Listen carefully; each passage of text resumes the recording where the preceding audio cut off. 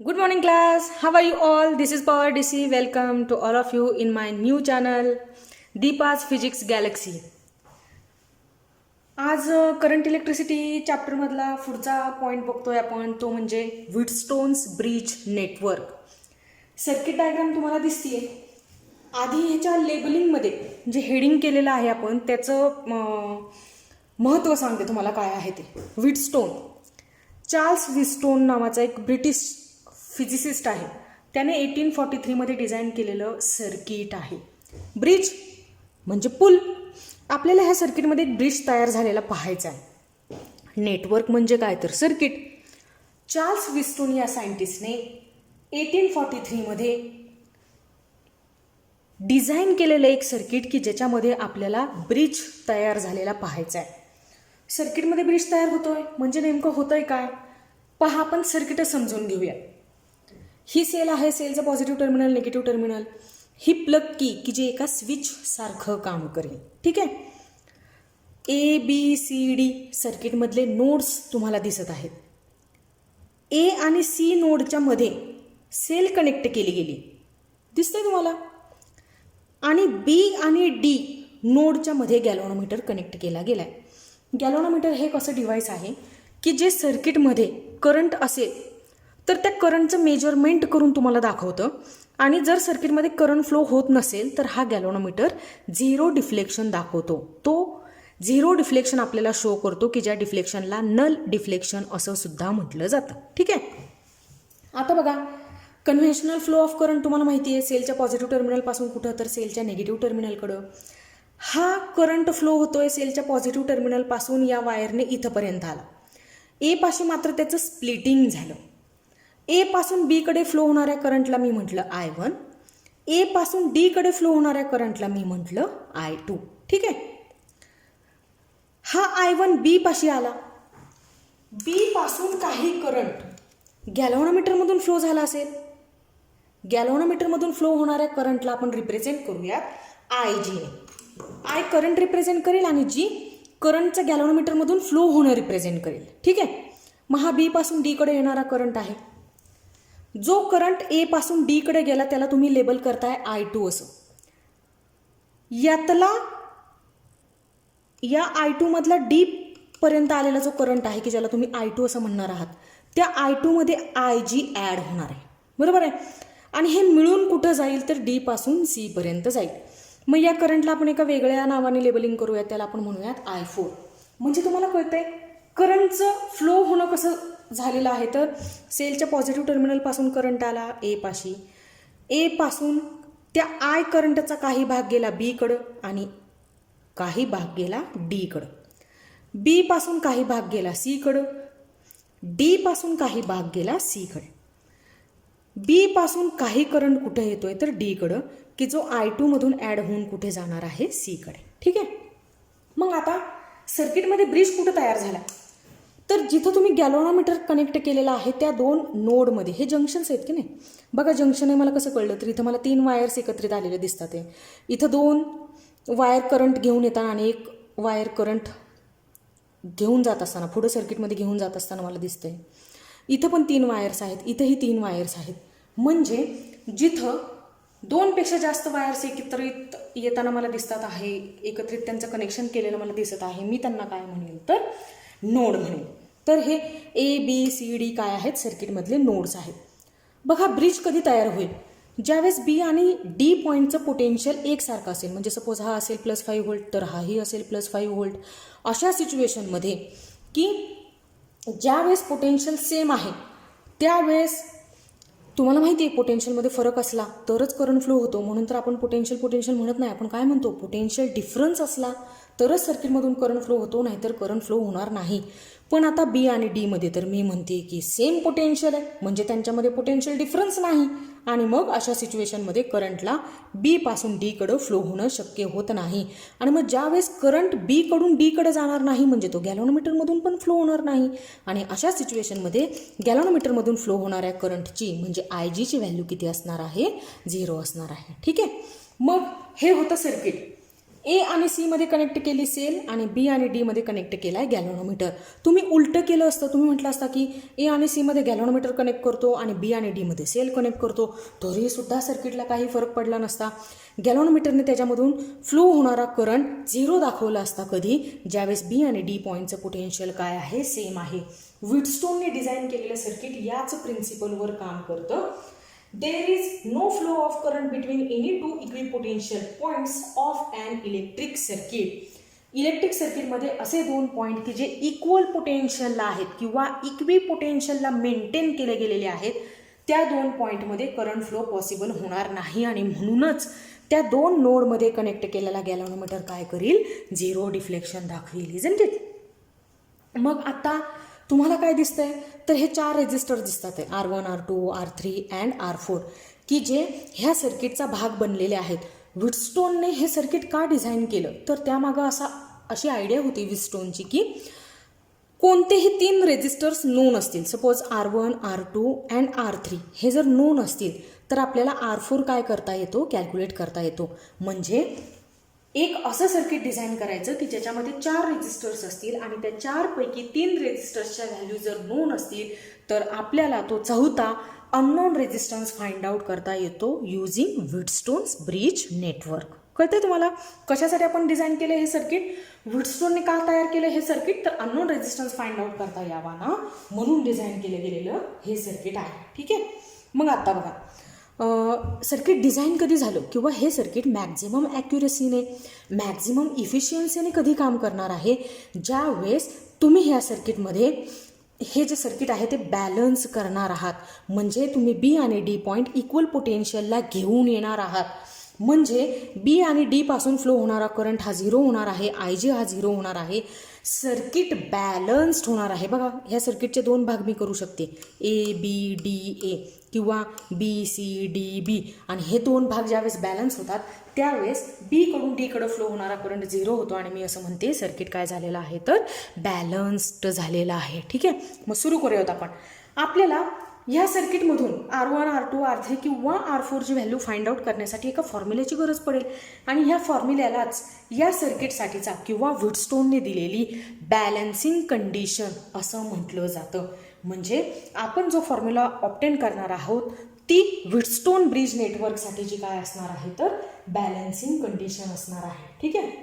मग सुरू करूयात ही बॅलन्सिंग कंडिशन मिळवण्यासाठी. बघा, फार सोपं एक्सप्रेशन आहे, अगदी एकदा तुम्ही लिहून बघितलं ना तरीसुद्धा ते तुम्हाला येऊन जाणार आहे.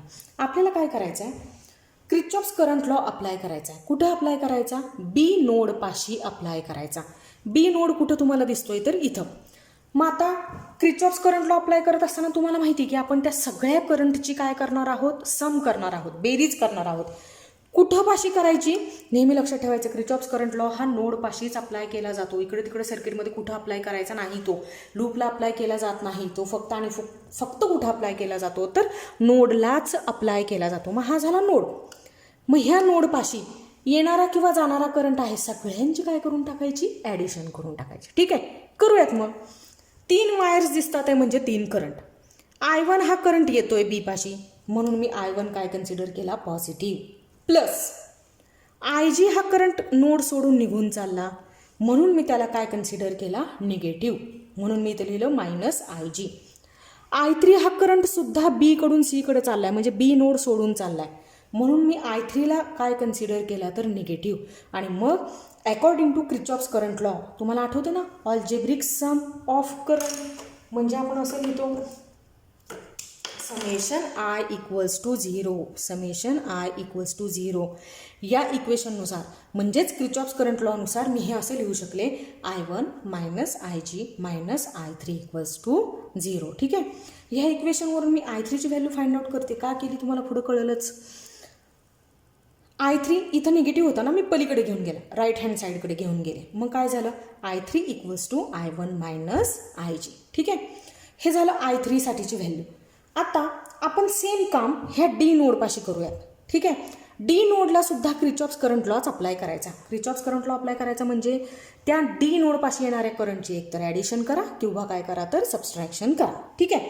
काय वापरून करायची, क्रिचॉफ्स करंट लॉ वापरून करायची. मग बघा, मी पहिलं इथं बघते, ए कडून डी कडं I2 डी कडं येताना दिसतोय म्हणून मी I2 काय लिहिला पॉझिटिव्ह. IG डी कडे येताना दिसतोय म्हणून मी काय लिहिला प्लस IG.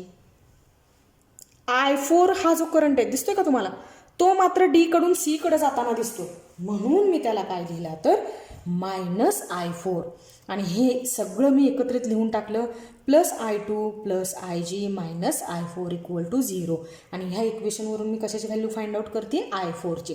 I4च्या बाबतीत सुद्धा तसंच आहे, इथं मायनस आहे ना, राईट हँड साईडला I4ला शिफ्ट केलं की तो काय होतो पॉझिटिव्ह. आणि मग हे उरलेलं ॲज इट इज लिहून टाकायचं I4 = I2 प्लस IG. ठीक आहे, कळलं.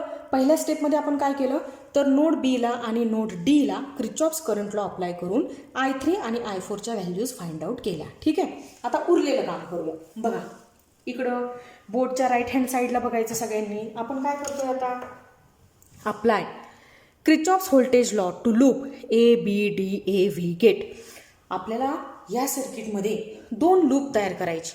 बघा पहिलं लूप सांगते तुम्हाला ABDA आणि दुसरं लूप सांगते BCDB. आणि ह्या 2 वेगवेगळ्या लूपला 2 वेळेस आपण क्रिचॉफ्स व्होल्टेज लॉ अप्लाय करूया. साइन कन्व्हेन्शन दुसरं आणि तिसरं तर तुम्हाला अप्लाय करता येतंच. ठीक आहे, जर नाही आलं तर मी तुम्हाला सांगितलं की माझा करंट इलेक्ट्रिसिटीवरचा 1 नंबरचा जो व्हिडिओ आहे तो तुम्हाला पुन्हा पुन्हा पाहावा लागेल, म्हणजे तुम्हाला ते साइन कन्व्हेन्शन ॲडॉप्ट करता येतील खूप क्लिअरली. मग क्रिचॉफ्स व्होल्टेज लॉ अप्लाय करायचा आहे कुणाला, ABDA ह्या लूपला. बघा हां, ABDA क्रिचॉफ्स व्होल्टेज लॉ आठवते का तुम्हाला, असं लिहिलं होतं ना आपण, समेशन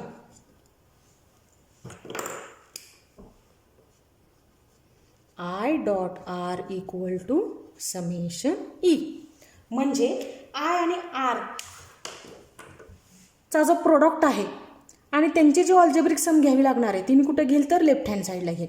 आणि जी सेल असेल सर्किटमध्ये त्यांची जी अल्जेब्रिक सम असणार आहे त्या सेलच्या EMFची ती मी कुठं लिहिल तर राईट हँड साईडला लिहिल. मग चला सुरू करूया. ABDA लूपचं नाव कसं चाललंय, A कडून B कडे, B कडून D कडे, D कडून A कडे लूप ट्रेस होत आहे.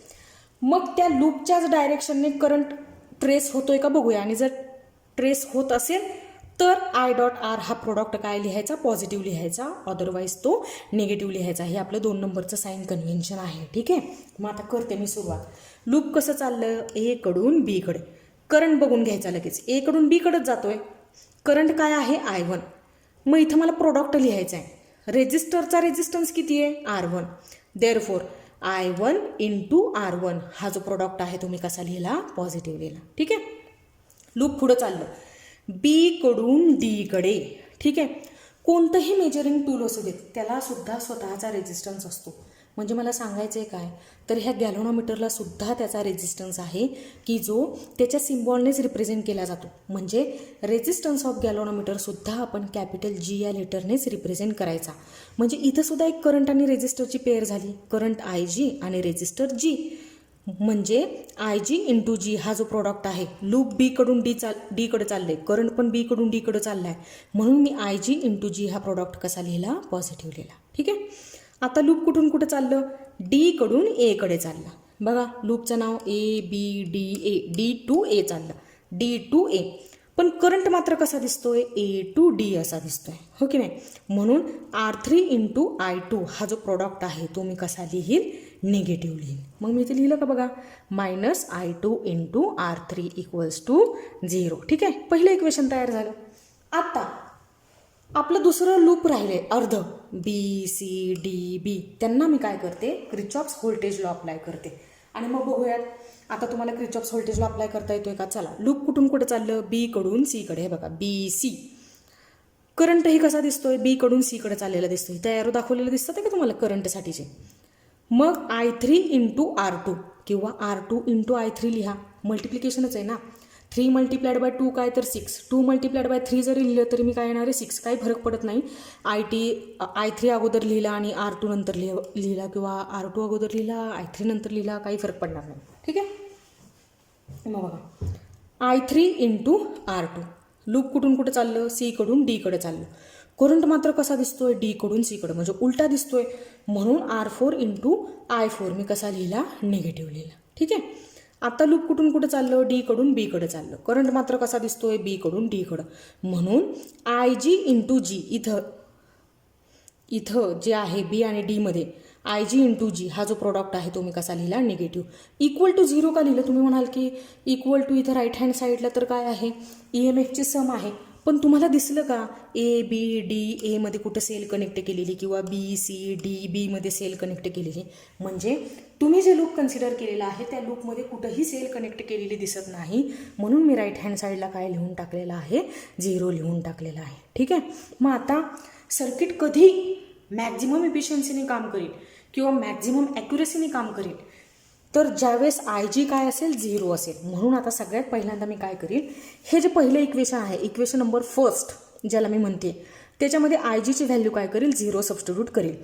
मग 0 इंटू कॅपिटल जी, 0ने कुणालाही मल्टिप्लाय केलं तर मल्टिप्लिकेशन काय येणार आहे, 0च येणार आहे. बरोबर आहे. म्हणजे ही जी टर्म आहे ती काय होऊन जाईल, कॅन्सल आउट होऊन जाईल. ठीक आहे. मग शिल्लक काय राहिलं, I1 इंटू R2 आणि हा minus I2 into R3 equals to 0. ठीक आहे. मग ही जी मायनस टर्म होती ती मी राईट हँड साईडला शिफ्ट केली आणि मग झालं I1 into R1 equals to I2 into R3. मी याला म्हटलं इक्वेशन नंबर 3. हे इक्वेशन नंबर 1, 2 देणं मला आवडत नाही आहे. माझं म्हणण्याने असं की ती इक्वेशन्स काय तीच आपल्या डोक्यात राहिली पाहिजे. पण तुमच्या सेक ऑफ सिम्प्लिसिटीसाठी मी म्हणते याला equation number first, equation number second आणि हे झालं इक्वेशन नंबर थर्ड. आता जे काम आपण ह्या पहिल्या इक्वेशनमध्ये केलं होतं, आय जीची व्हॅल्यू 0 ठेवायचं, तेच काम आपण दुसऱ्या इक्वेशनमध्ये सुद्धा करूया. दुसऱ्या इक्वेशनमध्ये सुद्धा इथं बघा तुम्हाला आय जी दिसतोय की ज्याची व्हॅल्यू आपल्याला 0 सबस्टिट्यूट करायची आहे. मग मी करते, म्हणजे ही टर्म काय झाली तर निघून गेली, 0 इंटू जी निघून गेली. मग आता शिल्लक काय राहिलं, I3 into R2 minus I4 into R4 equals to 0. I3 आणि I4ची व्हॅल्यू बघा आपण इथं फाइंड आउट करून ठेवली होती, ती आता आपल्या उपयोगी येणार आहे. I3ची व्हॅल्यू मी लिहिली इथं I1 मायनस IG, हा R2 as it is minus I4ची व्हॅल्यू मी इथं सबस्टिट्यूट केली I2 प्लस IG ब्रॅकेटच्या बाहेर हा R4 as it is equal to 0. ब्रॅकेटच्या बाहेर जो पॅरामीटर आहे त्याने आतमध्ये मल्टिप्लाय करायचं. मग मी केलं I1 into R2 IG into R2 हे negative sign as it is. ठीक आहे. इथं ब्रॅकेटच्या बाहेर निगेटिव्ह साईन आहे, लक्षात ठेवायचं बरं का. मग बघा R4 I2 किंवा तुम्ही I2 इंटू R4 लिहिलं असतं ना तरीसुद्धा चाललं असतं, काही फरक नसता पडला. इथं मायनस साईन आहे, पण ब्रॅकेटच्या बाहेर मायनस साईन असेल तर आतमधलं साईन चेंज होतं. म्हणून इथं काय आला, negative R4 into IG equals to 0. इथं पुन्हा तसंच होईल, आय जीची व्हॅल्यू 0 करावी लागते आपल्याला. आय जी इथं 2 वेळा आले, दोन्ही टर्म्स काय झाल्या, 0 झाल्या. मग आता शिल्लक काय राहिलं, I1 इंटू R2 हा minus R4 into I2 equals to 0. ही निगेटिव्ह टर्म आहे, मी शिफ्ट केली राईट हँड साईडला. I1 into R2 equal to R4 into I2 हे झालं इक्वेशन नंबर 4. आता तुम्ही कुठं कॉन्सन्ट्रेट करायचं तर इक्वेशन नंबर 3वर आणि इक्वेशन नंबर 4वर. ठीक आहे. मी उरलेला बोर्ड क्लीन करून घेते.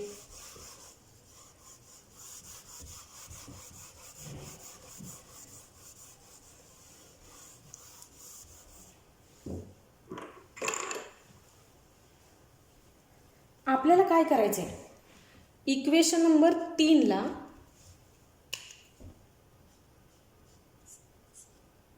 इक्वेशन नंबर 4ने डिवाइड करायचं आहे. ठीक आहे.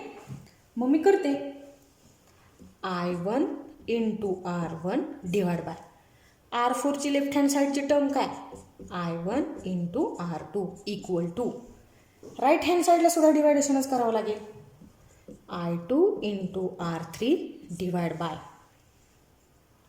बाय काय दिसतं तुम्हाला, R4 इंटू I2. काय होईल बघा, I1 कॅन्सल आउट होतोय, हा I2 या I2ला कॅन्सल आउट होतोय आणि शिल्लक काय राहतंय तर R1 upon R2 equals to R3 upon R4. आणि ही काय आहे,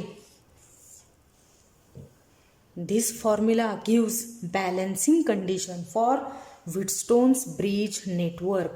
Wheatstone's bridge नेटवर्कची बॅलन्सिंग कंडिशन म्हणजे फॉर्म्युला काय आहे तर R1 upon R2 equal to R3 upon R4. बघा तुम्हाला R2ची व्हॅल्यू नोन आहे, R3ची व्हॅल्यू नोन आहे, R4ची व्हॅल्यू नोन आहे, तर तुम्हाला कोणाची व्हॅल्यू कॅल्क्युलेट करता येते, तर R1ची व्हॅल्यू कॅल्क्युलेट करता येते. कशी करता येईल? R1 इक्वल टू हा R2 पलीकडे जाईल, मल्टिप्लाय होईल, R2 into R3 upon R4. जसा हा फॉर्म्युला मी R1साठी मॉडिफाय केला तसाच तुम्ही R2साठी करू शकता, R3साठी करू शकता आणि R4साठी करू शकता. म्हणजे व्हीटस्टोनने एक असा फॉर्म्युला तुम्हाला दिलेला आहे की ज्या फॉर्म्युल्याचा वापर करून तुम्ही अगदी एक मल्टिप्लिकेशन आणि एक डिव्हायडेशन करून सर्किटमध्ये कनेक्ट केलेला अननोन रेजिस्टन्स फाइंड आउट करू शकता. हो की नाही? तर मी अशी अपेक्षा करते की आज जेवढं काही मी बोलले व्हीटस्टोन्स ब्रिज नेटवर्कबद्दल तेवढं तुम्हाला समजलेलं असेल. जिथं वाटलं की नाही समजत आहे तिथं हा व्हिडिओ काय करायचा, पुन्हा पुन्हा पाहायचा. ठीक आहे? अभ्यास करतच राहा, घरातच राहा, सुरक्षित राहा. भेटूयात आपल्या पुढच्या व्हिडिओमध्ये. Till then take care. Bye.